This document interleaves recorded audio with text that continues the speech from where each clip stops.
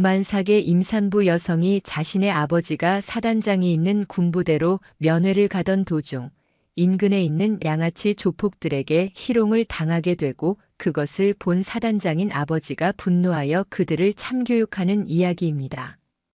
영상 시청 전에 구독과 좋아요 부탁드립니다. 저희에게 큰 힘이 됩니다. 녹음이 가장 짙어지는 한여름의 목요일. 웹툰 작가 28살의 이하윤은 동서울 터미널의 혼잡함 속에서 조심스럽게 자신의 자리를 찾고 있었다. 임신 7개월에 접어든 그녀의 배는 아름다운 곡선을 그리고 있었고 그 안에는 새로운 생명이 씩씩하게 자라고 있었다. 마감에 쫓겨 며칠간 밤샘 작업을 한 탓에 몸은 조금 무거웠지만 그녀의 마음은 설렘으로 가득 차 있었다. 목적지는 강원도 양구군 육군 제21보병사단 백두산 부대. 대한민국에서 가장 험준한 산악 지형을 책임지는 최전방 부대이자 그녀의 아버지 박진혁 소장이 사단장으로 복무하고 있는 곳이었다. 하윤아, 기어이 오겠다는 게냐? 그 먼 길을. 아비 퇴임이 몇 달 남지도 않았는데 그때 보면 되지 않느냐. 아버지는 늘 무뚝뚝했다. 전화 통화에서도 그의 목소리는 감정을 드러내는 법 없이 낮고 단단했다. 하지만 그 행간에 숨어있는 걱정과 사랑을 딸인 하윤은 누구보다 잘 알고 있었다. 아빠 퇴임하시기 전에 백두산 부대 사단장 박진혁의 모습을 제 눈에 그리고 뱃속 손주 눈에 꼭 담아두고 싶어서 그래요. 우리 산이가 할아버지의 멋진 기운을 받아야 백두산처럼 늠름하게 태어나죠. 뱃속 아기의 태명은 산이었다. 아버지가 지키는 험준한 산처럼 그리고 백두산 부대의 기상처럼 굳건하라는 의미를 담았다. 전화기 너머에서 아버지는 허튼 소리라며 퉁명스럽게 말했지만 하윤은 그의 입꼬리가 살짝 올라갔으리라 확신했다. 남편은 유망한 스타트업의 개발자로 중요한 투자 라운드를 앞두고 밤낮 없이 일에 매달려 있었다. 함께 가지 못해 미안해하는 남편을 하윤은 괜찮다며 다독였다. 이번 여정은 곧 태어날 아기와 곧 군복을 벗을 아버지, 그리고 엄마가 될 자신을 위한 특별한 시간이었다. 하윤은 버스에 오르며 옆자리에 소중히 안고 탄 종이 가방을 고쳐 잡았다. 그 안에는 그녀가 밤새워 그린 아버지의 초상화가 들어 있었다. 험준한 백두산 천지를 배경으로 별 2개를 어깨에 달고 위풍당당하게 서 있는 아버지의 모습. 군인으로서의 삶을 마감하는 아버지에게 드리는 세상에 단 하나뿐인 선물이었다. 버스가 서울을 벗어나 강원도로 향하는 고속도로에 올라섰다. 익숙한 도시의 풍경은 이내 푸른 논밭과 나지막한 산들로 바뀌었다. 춘천을 지나자 길은 더욱더 험준해졌다. 버스는 끝없이 이어지는 굽이진 산길을 힘겹게 올랐다. 차창 밖으로는 아찔한 절벽과 깊은 계곡이 스쳐 지나갔다. 곳곳에 군사작전 지역이라는 팻말이 보였고 위장막을 씌운 군용 트럭들이 심심치 않게 눈에 띄었다. 세상과 단절된 특별한 공간으로 들어가고 있음을 실감했다. 하윤은 이 길이 평생을 군인으로 살아온 아버지의 인생길과 닮았다고 생각했다. 화려하지는 않지만 묵묵하고 외롭지만 굳건하게 자신의 길을 걸어온 아버지. 그녀는 그런 아버지를 존경했고 또 한편으로는 안쓰러웠다. 이제 그 험난한 길의 끝에서 아버지가 조금은 편안한 여생을 보내시기를 간절히 바랐다. 그때 버스가 잠시 정차하는 춘천 시외버스 터미널에서 2명의 남자가 올라탔다. 그들이 버스에 오르는 순간 평화롭던 산골 버스의 공기는 미묘하게 그러나 분명하게 가라앉았다. 하윤의 설렘으로 가득했던 여정에 어두운 그림자가 드리워지기 시작한 순간이었다. 버스에 올라탄 2 남자는 30 초중반쯤으로 보였다. 한 명은 딱 벌어진 어깨에 검은 셔츠를 입고 있었고 짧게 깎은 머리와 험상궂은 눈매는 누가 봐도 조직에 몸담고 있음을 짐작게 했다. 황대철이었다. 다른 한 명은 그보다 왜소했지만 교활해 보이는 눈빛과 부산스러운 몸짓으로 황대철의 옆에 바싹 붙어 있었다. 오기훈이었다. 그들은 지역 유흥가를 기반으로 활동하는 어중간한 수준의 조폭이었다. 아, 씨발. 양구는 왜 이렇게 멀어? 차 갖고 올 걸 그랬나? 황대철이 신경질적으로 투덜거리며 버스 안을 훑었다. 그러다 그의 시선이 한 곳에 고정되었다. 창밖을 보며 부드러운 미소를 짓고 있는 하윤이었다. 그는 옆에 있는 오기훈을 턱짓으로 가리켰다. 야, 기훈아. 저기 봐라. 산속에 선녀가 있네. 오, 형님. 진짜인데요? 배가 부른 게 유부녀 같은데 미모가 장난 아닙니다. 그들은 망설임 없이 하윤의 대각선 뒷자리에 자리를 잡았다. 그리고는 마치 하윤 들으라는 듯 노골적인 대화를 시작했다. 요즘 여자들은 애를 가져도 저렇게 예쁜가? 그러게 말입니다. 남편이 아주 복이 터졌네. 아니면 저런 여자는 보통 남편 말고 다른 주머니도 차고 다니지 않나? 오기훈의 저급한 농담에 황대철이 만족스럽게 웃었다. 하윤은 얼굴이 굳어지는 것을 느꼈다. 심장이 불안하게 뛰기 시작했다. 무시하자. 그냥 못 들은 척 창밖의 풍경에만 집중하자. 그녀는 가방 속의 초상화를 매만지며 마음을 다스리려 했다. 하지만 버스는 험준한 산길을 달리고 있었고 그들의 목소리는 좁은 공간 안에서 더욱더 크게 울렸다. 근데 저렇게 예쁜 여자가 혼자서 이 깡촌에는 왜 가는 걸까? 보나 마나 군인 남편 면회 가는 거겠지. 이 동네에 군인 말고 뭐가 있다고. 하긴. 나라 지키느라 고생하는 남편을 위해 저 무거운 몸을 이끌고. 기특하네. 우리가 좀 위로해줘야 하는 거 아니냐? 그들은 자기들끼리 낄낄거리며 하윤을 완벽한 안주거리로 삼았다. 하윤은 손에 땀이 흥건해지는 것을 느꼈다. 버스 안에는 대부분 나이 든 동네 어르신들 뿐이었다. 도움을 청할 곳도 기댈 곳도 없었다. 하윤은 자신의 무력함에 입술을 깨물었다. 그때 황대철이 자리에서 일어나 하윤의 옆자리로 털썩 주저앉았다. 갑작스러운 그의 행동에 하윤은 숨을 헙 들이마셨다. 역한 담배 냄새와 땀 냄새가 코를 찔렀다. 아가씨, 너무 빤히 쳐다보길래. 관심 있는 줄 알았잖아. 그가 능글맞게 웃으며 말했다. 하윤은 고개를 돌려 그를 쏘아봤다. 비켜주시겠어요? 어허, 목소리도 예쁘네. 근데 좀 차갑다. 외로운 군인 남편 기다리느라 힘든가 본데 오빠들이랑 얘기나 좀 하면서 가면 어때? 심심하지도 않고 좋잖아. 그의 손이 하윤의 어깨를 향해 뻗어왔다. 하윤이 기겁하며 몸을 피하는 순간 버스가 크게 요동쳤다. 그 바람에 황대철의 몸이 하윤 쪽으로 쏠렸고 그의 손이 하윤의 배를 꾹 하고 눌렀다. 아! 순간적인 압박감과 불쾌감에 하윤은 짧은 비명을 질렀다. 뱃속의 산이가 놀라 발길질을 하는 것이 느껴졌다. 하윤의 얼굴이 새하얗게 질렸다. 어이쿠, 미안. 길이 험해서 그랬네. 근데 우리 아드님 아주 힘이 장사인데? 놀라셨나? 황대철은 사과하는 척하며 오히려 더욱 음흉한 미소를 지었다. 그의 눈빛은 하윤의 배를 노골적으로 더듬고 있었다. 당장 비키지 못해요. 하윤의 목소리가 날카롭게 터져나왔다. 그녀 안에 무언가가 분노로 들끓었다. 이게 진짜 좋게 대해주니까. 야, 오기훈. 이 마누라 성깔 한번 대단하다. 형님, 저런 성깔은 좀 눌러줘야 제맛입니다. 험악한 분위기가 조성되려는 찰나 버스가 종착지인 양구 시외버스 터미널에 도착했음을 알리는 안내 방송이 나왔다. 하윤은 구원이라도 만난 듯 황급히 자리에서 일어났다. 그녀가 종이 가방을 챙겨 들고 내리려는 순간 황대철이 고의적으로 다리를 뻗어 그녀의 앞을 막았다. 어딜 그렇게 급하게 가시나.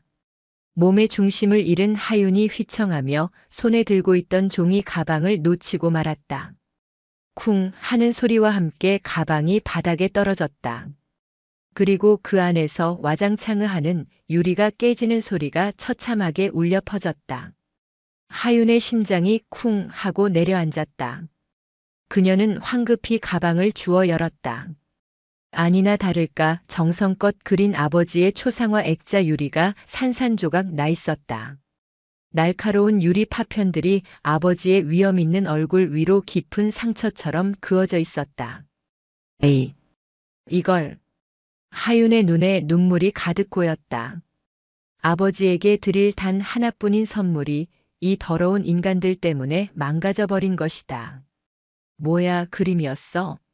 이딴 거 주려고 그 멀리서 여기까지 온 거야? 에이, 유리가 깨져서 어쩌나. 우리가 새 걸로 하나 사줄까? 황대철은 조롱하며 낄낄거렸다. 버스에서 내린 하윤은 망가진 초상화를 품에 안고 망연자실하게 서 있었다. 그들은 하윤을 따라 내렸다. 작은 양구 터미널에는 오가는 사람도 거의 없었다. 아가씨, 여기서 부대까지는 한참 가야 할 텐데. 우리가 특별히 에스코트 해줄게. 어때? 황대철과 오기훈이 그녀의 앞뒤를 막아서며 음흉하게 다가왔다. 하윤은 뒷걸음질 쳤다. 공포가 온몸을 올가매는 듯 했다. 이제 정말 끝이라는 절망감이 그녀를 덮쳤다. 누구 없어요. 도와주세요. 그녀가 외치는 순간 황대철이 그녀의 팔을 거칠게 낚아챘다. 시끄럽게 굴지 마. 조용히 따라오면 험한 꼴은 안 당할 테니까. 바로 그때였다. 거기 내 딸한테서 손 떼지 못할까? 지축을 울리는 듯한 낮고 무거운 목소리가 터미널 주차장 전체에 울려 퍼졌다. 황대철과 오기훈이 소리가 난 쪽을 돌아봤다. 그곳에는 육군 번호판을 단 지휘관용 차량 앞에 한 중년 남성이 서 있었다. 다부진 체격 한치의 흐트러짐도 없는 전투복, 그리고 햇살을 받아 금빛으로 빛나는 어깨 위에 별 2개. 그는 바로 백두산 부대의 사단장 박진혁 소장이었다. 그는 딸을 마중 나오기 위해 직접 터미널까지 와 있었다. 그의 얼굴은 평소의 무뚝뚝함이 아니었다. 그것은 백두산의 겨울 폭풍보다도 차갑고 모든 것을 집어삼킬 듯한 거대한 분노의 형상이었다. 거기 내 딸한테서 손 떼지 못할까? 박진혁 사단장의 목소리는 천둥 같았다. 대지를 흔드는 지각 변동처럼 낮고 무겁게 터미널의 공기를 짓눌렀다. 황대철과 오기훈은 반사적으로 소리가 난 곳을 돌아봤다. 별 2개를 단 군인. 그가 내뿜는 압도적인 기세의 순간 숨을 멈췄지만 황대철은 이곳이 군부대 안이 아닌 민간인들이 오가는 터미널이라는 사실에 마지막 남은 객기를 쥐어짰다. 아저씨 뭔데? 이 여자랑 아는 사이요? 우리가 그냥 장난 좀 친 건데 인상이 험악하시네. 그는 하윤의 팔을 놓지 않은 채 오히려 비릿하게 웃으며 도발했다. 박진혁 사단장의 눈썹이 미세하게 꿈틀했다. 그의 시선은 황대철의 얼굴이 아닌 딸의 팔을 움켜쥔 그 더러운 손에 고정되어 있었다. 다음 순간 박진혁이 움직였다. 그의 움직임은 요란하지 않았다. 마치 평생을 반복해온 것처럼 간결하고 정확하고 무자비했다. 그는 성큼성큼 2걸음을 내디뎌 황대철과의 거리를 좁혔다. 그리고 황대철이 반응할 틈도 없이 그의 손이 번개처럼 뻗어나갔다. 박진혁의 손가락이 정확하게 황대철의 손목 관절을 찔렀다. 찌르는 듯한 고통에 황대철은 비명을 지르며 하윤의 팔을 놓쳤다. 박진혁은 그 틈을 놓치지 않고 황대철의 팔을 꺾어 그의 등 뒤로 돌렸다. 우두둑 하는 뼈 소리와 함께 황대철은 그대로 바닥에 무릎을 꿇었다. 으악! 내 팔! 내 팔! 상황이 순식간에 역전되자 옆에 있던 오기훈은 얼어붙은 채 아무것도 하지 못했다. 그는 평생을 주먹으로 먹고 살아온 황대철이 저 군인에게 단 일격에 제압당하는 것을 믿을 수 없다는 듯 바라봤다. 저것은 단순한 싸움 기술이 아니었다. 수많은 실전과 훈련으로 다져진 사람을 가장 효율적으로 무력화시키는 살인 기술에 가까웠다. 박진혁은 고통에 몸부림치는 황대철을 짓누른 채 싸늘한 눈으로 오기훈을 쳐다봤다. 오기훈은 그 눈빛과 마주치는 순간 다리에 힘이 풀려 그 자리에 주저앉았다. 모든 소요가 단 10초 만에 정리되었다. 박진혁은 그제야 품 안에서 무전기를 꺼내들었다. 그의 목소리는 분노를 터뜨린 직후라고는 믿기지 않을 정도로 차갑고 침착했다. 여기는 백두산. 양구 헌병대 파견대장은 즉시 응답하라. 충성. 백두산. 헌병 파견대장 대위 이진성 감도 양호합니다. 현 시간부로 양구 시외버스 터미널을 전면 폐쇄한다. 민간인 출입을 통제하고 현장에 있는 용의자 둘을 즉시 확보하도록. 5분 내로 도착해서 나에게 직접 보고하라. 이상. 그의 명령은 단호했다. 그는 헌병대장의 대답을 듣지도 않고 무전기를 껐다. 이곳 양구에서 사단장의 말은 곧 법이자 절대적인 명령이었다. 잠시 후 터미널 주변으로 헌병 순찰차가 굉음을 내며 달려왔다. 완전 무장한 헌병들이 순식간에 터미널을 포위하고 엉망이 된 채 바닥에 널브러져 있는 황대철과 오기훈을 제압했다. 박진혁은 그 모든 상황을 뒤로하고 딸에게로 향했다. 그는 바닥에 떨어진 유리가 산산조각난 초상화를 조심스럽게 주워들었다. 딸이 자신을 위해 그려준 그림. 그 위에 난 상처가 마치 자신의 심장에 난 상처처럼 아팠다. 그는 망가진 그림을 품에 안은 채 울고 있는 딸을 말없이 끌어안았다. 아비가 늦었다. 미안하다 내 딸. 평생 감정을 드러내지 않던 무뚝뚝한 아버지의 떨리는 목소리. 그 품 안에서 하유는 비로소 안도의 눈물을 쏟아냈다. 백두산이 마침내 포효한 것이었다. 황대철과 오기훈은 부대 내의 한 낡은 창고로 끌려왔다.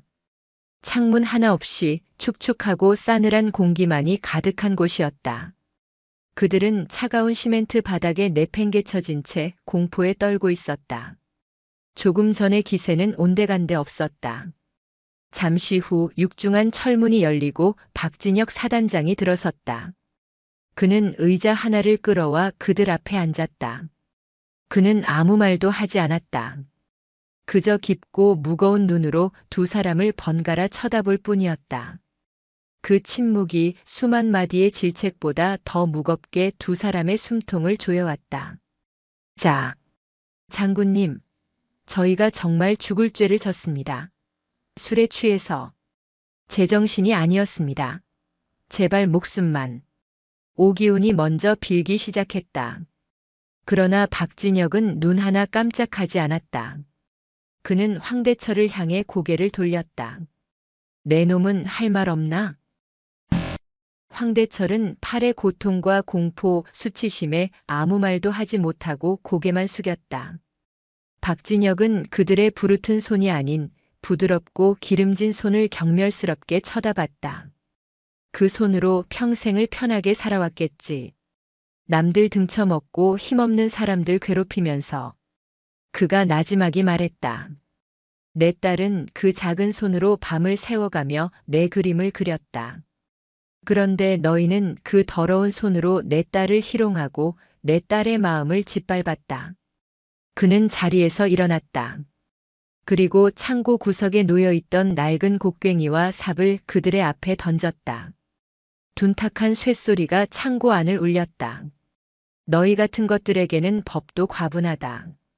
너희는 너희가 가장 경멸하는 방식으로 너희의 죄를 씻게 될 것이다. 그는 동행한 공병 대대장을 돌아보며 명령했다. 이 두 놈 오늘부로 우리 사단 공병대대 산악개척팀에 배속시킨다. 공병대대장의 눈이 살짝 커졌다. 산악개척팀은 공병대대 안에서도 가장 힘든 임무를 수행하는 극한의 부대였다. 앞으로 4주간 우리 사단 작전 지역 중 가장 험준한 해발 1200고지 비룡 계곡으로 보내. 그곳에서 저놈들의 손으로 직접 길을 내고 돌을 나르게 해라. 그것은 상상을 초월하는 형벌이었다.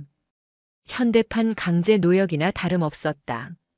저놈들이 쓸모없다고 생각했던 저 육신이 국가를 위해 얼마나 고되고 숭고하게 사용될 수 있는지를 저 썩어 빠진 정신에 못이 박히도록 새겨 넣어라.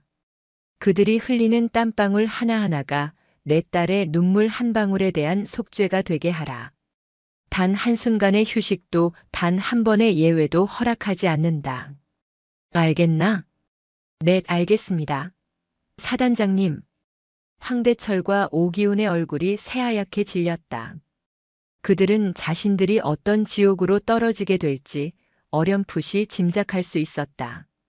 그것은 가장 깊고 어두운 빠져나올 수 없는 절망의 동굴이었다.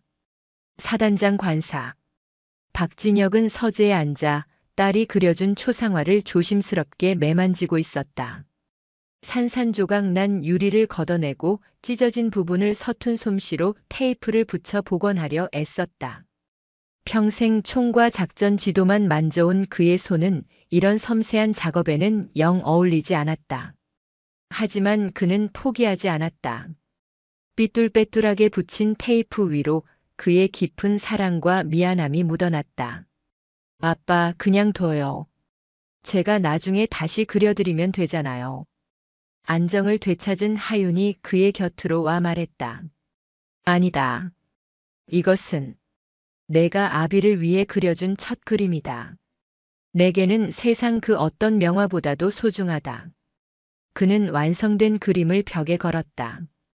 깨진 유리의 흔적은 흉터처럼 남았지만 그래서 더욱 특별해 보였다. 부녀는 한동안 말없이 그림을 바라보았다. 그 침묵 속에서 그들은 그 어떤 대화보다도 더 깊이 서로를 이해하고 있었다. 그 시각 강원도 양구의 깊은 산골짜기 비룡계곡. 황대철과 오기훈은 질퍽한 흙바닥 위에서 거친 숨을 몰아쉬고 있었다. 그들의 손에는 묵직한 곡괭이와 삽이 들려 있었다. 눈앞에는 깎아지른 듯한 절벽과 사람의 발길이 닿은 적 없는 원시림이 펼쳐져 있었다.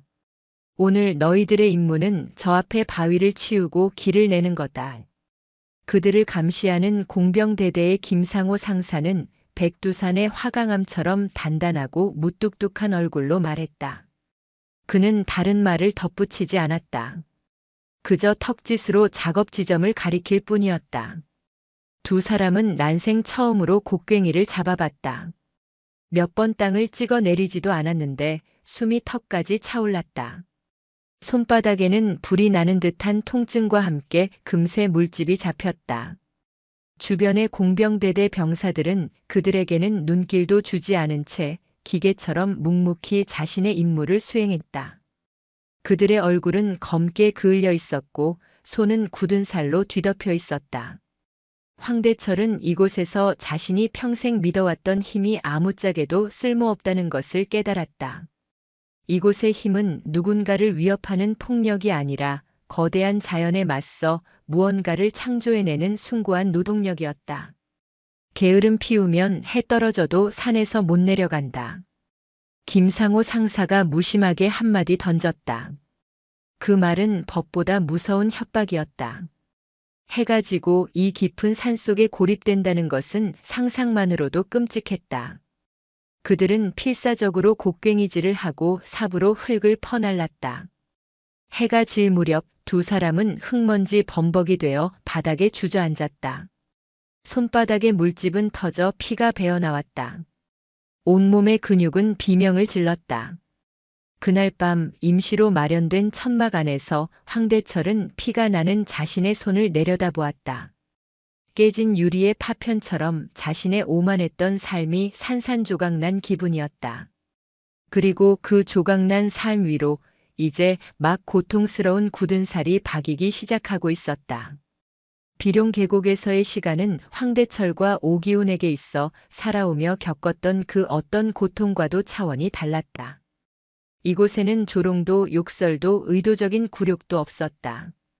오직 거대한 자연의 압도적인 무게와 끝없이 이어지는 고된 노동, 그리고 모든 것을 무의미하게 만드는 숭고한 침묵만이 존재했다. 그들의 하루는 동이 트기 전 시작되어 해가 완전히 자취를 감춘 뒤에야 끝이 났다.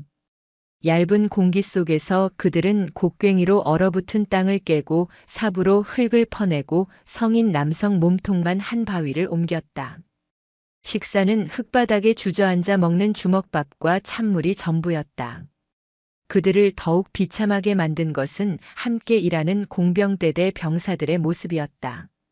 그들은 불평 한마디 없이 마치 기계처럼 혹은 돌을 닦는 수행자처럼 묵묵히 일했다. 그들의 몸은 화강암처럼 단단했고 눈빛은 깊은 산의 호수처럼 고요했다. 그들 사이에서 황대철과 오기훈의 나약한 육체와 불평으로 가득 찬 정신은 그 자체로 죄악처럼 느껴졌다. 그들을 지휘하는 김상호 상사는 말이 없는 사람이었다. 그는 두 사람에게 단 한 번도 욕을 하거나 소리를 지르지 않았다. 다만 그들이 요령을 피우거나 주저앉을 때면 말없이 다가와 그들이 해야 할 일의 2배를 더욱 빠른 속도로 해치워 보일 뿐이었다. 그 무언의 가르침은 그 어떤 질책보다도 더 두 사람의 자존심을 후벼 팠다. 변화는 황대철에게서 먼저 시작되었다. 그는 처음 며칠간 어떻게든 반항하고 요령을 피우려 애썼다. 하지만 어느 날 그가 잠시 한눈을 판 사이 절벽 위에서 바위가 굴러떨어졌다. 그가 피할 틈도 없이 덮치려는 찰나 가장 가까이에서 작업하던 한 병사가 그를 밀치고 대신 바위에 어깨를 부딪혔다. 괜찮으십니까? 어깨에 피를 흘리면서도 병사는 자신의 안위보다 황대철의 안부를 먼저 물었다. 황대철은 아무 말도 할 수 없었다. 그는 생전 처음으로 아무런 대가 없는 희생과 마주한 것이었다. 자신을 위해 기꺼이 몸을 던져준 그 군인의 모습 앞에서 그의 이기심과 오만함으로 가득 찼던 내면의 댐이 무너지기 시작했다. 그날 이후 그는 변했다. 그는 누구보다 먼저 일어나 작업 도구를 챙겼고 가장 무거운 돌을 날랐다. 그의 손바닥 물집은 터지고 아물기를 반복하며 검붉은 굳은 살로 변해갔다. 그는 땀을 흘리는 자신의 몸에서 역겨운 악취가 아닌 살아있음의 증거를 느끼기 시작했다. 훈련 3주 차에 접어들던 어느 날 오후 산의 날씨는 무섭게 돌변했다. 검은 비구름이 순식간에 계곡을 뒤덮더니 장대 같은 소나기가 쏟아져 내렸다. 모든 작업이 중단되었고 병사들과 두 남자는 급히 바위 동굴 아래로 몸을 피했다. 세차게 쏟아지는 비는 계곡의 흙먼지를 씻어내고 있었다. 그리고 마치 두 남자의 영혼에 들러붙어 있던 더러운 죄의식까지도 씻어내려는 듯 했다. 차가운 동굴 안에서 병사들은 말없이 전투 식량을 꺼내 나누어 먹었다. 김상호 상사는 황대철과 오기훈에게도 뜨거운 물을 부은 전투 비빔밥을 건넸다. 두 사람은 말없이 허겁지겁 밥을 입 안으로 밀어 넣었다. 따뜻한 온기가 온몸으로 퍼지자 굳게 닫혀있던 감정의 수문이 터져나왔다. 엄마. 오기훈이 먼저였다. 그는 땅바닥에 얼굴을 파묻고 어린아이처럼 울기 시작했다. 그의 울음소리는 빗소리에 섞여 처연하게 울려 퍼졌다. 이번에는 황대철도 그를 나무라지 않았다. 오히려 자신의 눈시울마저 뜨거워지는 것을 느꼈다. 그 여자분. 그 임산부 말이야. 황대철이 뜬금없이 입을 열었다. 병사들의 시선이 잠시 그에게 향했다가 이내 다시 빗줄기로 향했다. 그분이 우리 때문에 그 그림 액자를 떨어뜨렸을 때 그 눈빛을 잊을 수가 없다. 그는 무릎에 얼굴을 묻은 채 말을 이었다. 우리가 깨부순 건 그냥 유리가 아니었어. 아버지를 위해 밤새 그렸을 그 마음이었고 곧 태어날 아기에게 보여주고 싶었을 자랑스러움이었어. 우리는 그걸 박살낸 거야. 그는 처음으로 자신의 행동이 타인에게 어떤 의미의 상처를 남겼는지를 구체적으로 깨달았다. 그것은 단순한 폭력이나 희롱이 아니었다. 한 인간의 가장 소중한 가치와 존엄을 파괴한 행위였다. 우린 진짜 쓰레기였다. 황대철의 나지막한 고백에 오기훈의 울음소리는 더욱더 커졌다.